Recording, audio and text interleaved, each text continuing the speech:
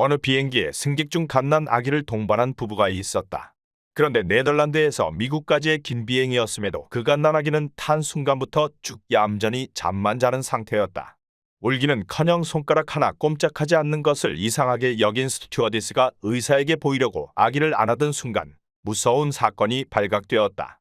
이 젊은 부모님은 사실 부부도 뭣도 아니었고 마약을 밀수하고 있었던 것이었다. 그리고 그 방법은 죽은 갓난 아기의 뱃속을 깨끗이 도려내고 그 속을 마약으로 채워 넣는 것. 그는 고교생, 선천적으로 심장의 장애를 가지고 있었다. 그리고 연례 행사였던 마라톤 대회 의사나 가족, 클래스메이트가 모두 만류했음에도 불구하고 그는 출주를 결의했다. 모두와 함께 달리고 싶다. 아니나 다를까 그는 최하위로 골인했지만 골인 지점에서는 클래스메이트 전원이 그의 완주를 박수로 축하해 주었다. 그러나 그 레이스가 그의 심장에 준 부담은 상상 이상이었고 결국 그는 돌아오지 못할 사람이 되고 말았다. 문득 그날이 떠오른 나는 그와의 추억이 남아있는 마라톤 대회의 사진을 바라보고 있었다. 그리고 그의 고린 순간을 찍은 사진 한 장에 손을 뻗었다. 웃는 얼굴로 박수를 치면서 그를 축하하는 클래스메이트들. 박수의 타이밍도 절묘하게 맞아떨어졌다. 모두가 손바닥을 맞춘 상태에서 사진이 찍혔다. 그래, 마치 무언사를 비는 것처럼.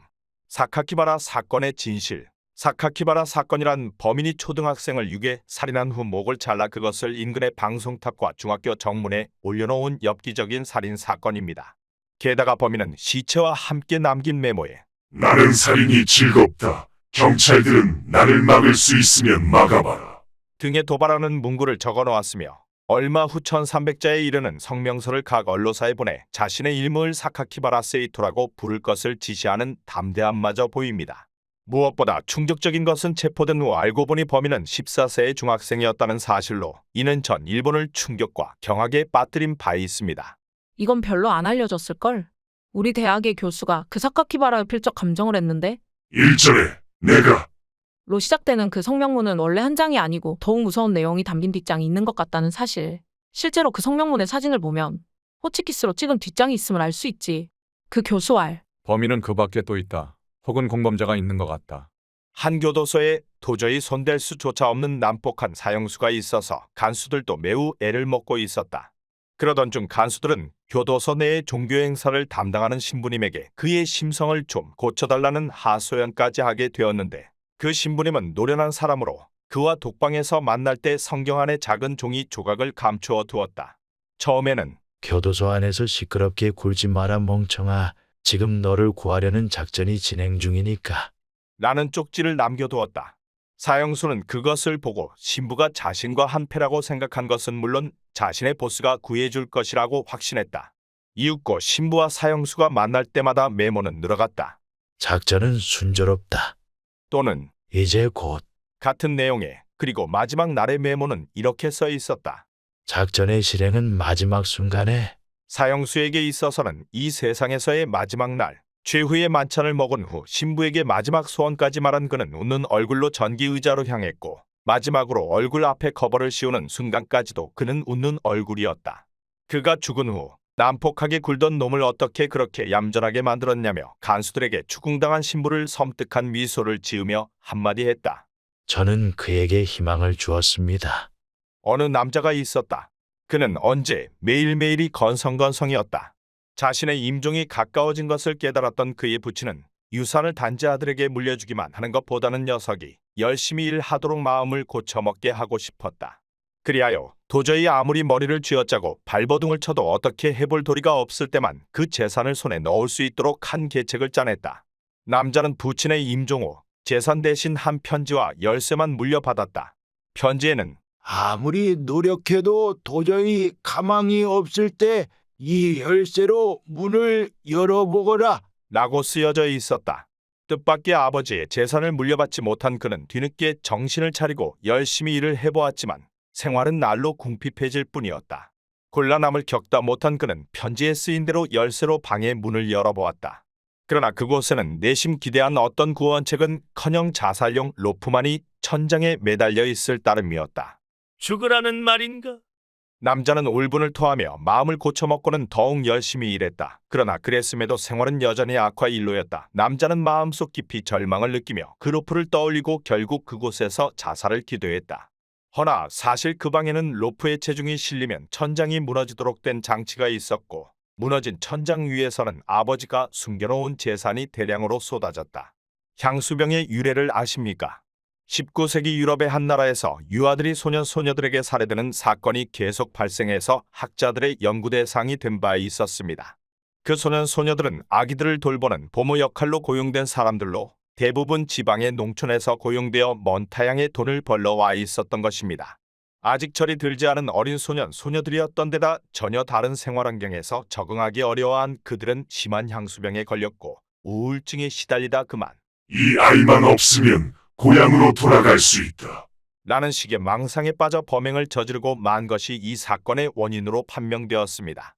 그것이 결국 향수병이라는 개념의 유래가 되었습니다. 어느 부부가 싸게 매물로 나온 큰 집을 샀다. 가격도 싸고 방도 매우 많은 큰 집에다 주위 환경도 좋고 해도 잘 드는 더할 나위 없이 멋진 집이었다. 그런데 어느 날 남편이 복도를 걷고 있다 보니 거기에 붉은 크레용이 하나 떨어져 있었다. 그들 부부에게 아이는 없었다. 따라서 집안에 크레용이 있을 턱이 없었다. 이상하다고 생각한 그였지만 어쩌면 전에 살던 사람의 분실물이라고 생각하고는 별 생각 없이 그 크레용을 주워 쓰레기통에 넣었다. 며칠 후 아침 그가 신문을 가져오려고 복도에 나오자 그날과 같은 장소에 또 붉은 크레용이 떨어져 있었다. 조금 이상하게 생각해서 그것을 아내에게 이야기하자 그녀의 얼굴이 새파래졌다. 실은 저도 어제 청소를 하다가 당신이 말한 그 장소에서 붉은 크레용을 주웠어요. 혹시 모르는 새 근처에 사는 아이라도 몰래 들어왔던 것일까? 그러나 그렇다면 집안 어디엔가 낙서가 있을 법하지 않은가? 크레용만 덩그러니 떨어져 있다면 그건 정말 기분 나쁜 이야기가 아닌가? 무서워진 둘은 크레용이 떨어진 복도 근처를 조사해 보았다. 다시 한번 복도를 조사하던 둘은 기묘한 사실을 눈치챈다. 이 집은 배치가 이상한 것이다. 집의 도면을 봐도 밖에서 보더라도 이 위치는 분명히 방이 하나 더 있어야 한다. 둘이 문제의 장소의 벽을 두드리자 분명 거기만 옆벽과 소리가 달랐다. 남편이 벽지를 벗겨내자 거기에는 단단하게 못이 박힌 채 봉인된 미닫이 문이 숨겨져 있었다. 그 못을 모두 뽑아내고 미닫이를 연 후 닫힌 방 안으로 발을 내딛었다. 그 방의 새하얀 벽은 온통 붉은 크레용으로 이런 문자가 빽빽히 써 있었다. 어머니 미안해요. 어머니, 어머니, 어머니, 어머니, 어머니. 어느 병원의 작은 병실, 거기에는 침대가 3개 줄지어 있었고 새할머니가 요양생활을 보내고 있었습니다. 3명 모두 몸을 거의 움직일 수 없는 환자로 하루가 지옥같이 지루했지만 제일 구석의 창가 쪽 할머니는 창문에서 밖을 볼 수 있었습니다. 하지만 언제나 커튼으로 창문을 가리고 자기 혼자만 빼꼼히 내다볼 뿐 나머지 2명에게는 창밖을 보여주지 않았습니다. 그 할머니는 항상 개하고 산책을 하고 있는 작은 꼬맹이가 왔어. 귀엽구나. 또는 아이스크림 가게가 큰 길에 생겼네.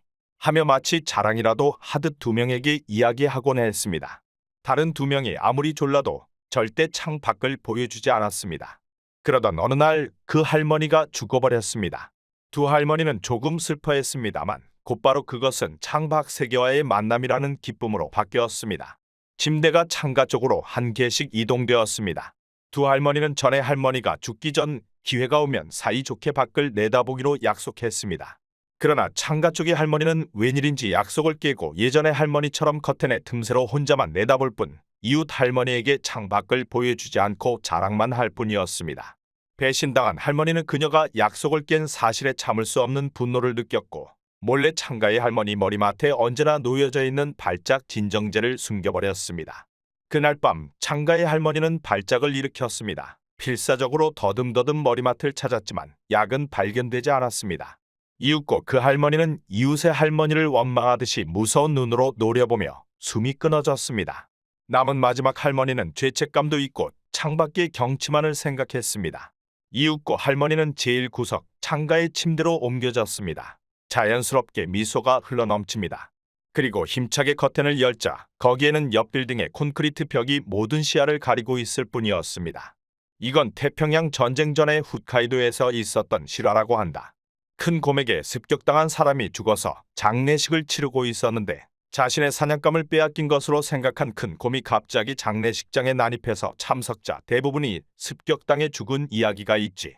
회사 선배가 말해준 이야기인데 선배가 아직 초등학교 3, 4학년이었을 무렵 하루는 평소처럼 사이 좋았던 친구네 집에 놀러갔다. 친구네 집에 도착했지만 친구를 불러도 왠지 그 집은 쥐 죽은 듯 조용할 뿐 아무도 나오지 않았다. 그래서 선배는 큰 소리로 친구의 이름을 불렀다. 놀러왔다고 그럼에도 아무 반응이 없었고 평소 그 집에 자주 놀러갔던 선배는 무슨 일인가 싶어서 그 집 창가로 다가가서 안을 살피려고 했는데 창가에 다가가자 들어오면 안 돼. 나는 친구의 고함 소리, 그 후 우당탕하는 큰 소리와 함께 비명소리, 뭔가 부서지는 소리 등이 들려와서 무서워진 선배는 이유도 모른 채 울면서 집으로 돌아갔다. 다음날 학교에서 선배는 충격적인 이야기를 들었다. 어제 그 친구네 집에 강도가 침입해서 친구와 어머니를 죽였다는 것이었다. 만일 그때 내가 그 집에 가지 않았다면 친구는 나를 위해 소리칠 일도 없었을 테고 어쩌면 그대로 숨어서 목숨을 구했을지도 모른다며 아직까지 슬픈 목소리로 원통해하며 그 이야기를 들려줬다. 요새 종교 권유로 아주 골치를 썩고 있다. 몇 번이나 부딪혀도 그럼 다음에 또 올게요. 라는 말과 함께 돌아갔다가 그 말대로 또 며칠 후에 온다. 무슨 말을 해도 소용없구나 싶어서 지난주부터는 그냥 무시하기로 했다. 그런데 그랬더니 문을 계속 두드리고 잠깐 나와보라며 계속 시끄럽게 구는 등 매일 1시간을 달라붙는 것이었다. 오늘도 왔었는데 방금 전에야 겨우 돌아갔다. 하여간 그래서 편의점에나 가려고 문을 나선 후 열쇠를 잠그려고 열쇠 구멍 누보자 상처투성이. 뭐야 이거? 억지로 열쇠 구멍이라도 따려고 했던 거야? 문을 강제로 연 후에는 어쩌려고? 이런저런 상상을 하다 보니 무서워졌다. 아는 분이 택시 운전을 하시는데 들은 이야기. 인근에는 유명한 자살 명소인 다리가 있다. 어느 날 남자친구에게 차인 듯한 느낌의 여자가 한밤중 새벽 1시에서 2시쯤 그 다리에 데려다 달라고 했다고 한다. 다리 어디에 내려드릴까요? 했더니 한가운데쯤 다리 한가운데에 그녀를 내려주고서 다시 유턴해서 돌아가는 길에 보니까 그녀를 내려준 지점에는 구두밖에 없었다고 한다. 오후 버스 안 여느 때와 다름없는 풍경이었다. 버스가 정거장에 서고 멈추기를 반복할 무렵 어떤 할머니가 차에 올라탔다. 앞쪽 의자에 앉아있던 땅딸막하고 야무지게 생긴 아가씨가 선뜻 일어나 자리를 양보했다. 하지만 할머니는 사양했다. 그래도 아가씨는 끈질기게 그곳에 앉으라고 권했는데 할머니는 역시 괜찮다며 아가씨에게 앉으라고 했다. 하는 수 없이 아가씨가 앉았다. 그 순간 할머니의 태도는 변했다. 아니, 이 젊은 년이 앉으라고 하니깐 진짜 않네. 이 싸가지 없는 년아, 어른 공경도 안 배웠냐? 아가씨는 너무 기가 차고 어이가 없어서 할머니와 말다툼을 벌였고 결국 그 둘은 다음 정거장에서 내려서 끝장을 보기로 했다. 다음 정거장 할머니가 내리고 아가씨도 내리려는 순간 버스 문이 닫혔다. 그리고 그 버스 기사가 하는 말. 저 할머니가 탄 뒤로 봉고차가 계속 따라오더라고. 아가씨, 조심해야겠어. 요즘에도 인신매매단이 있는 것 같으니.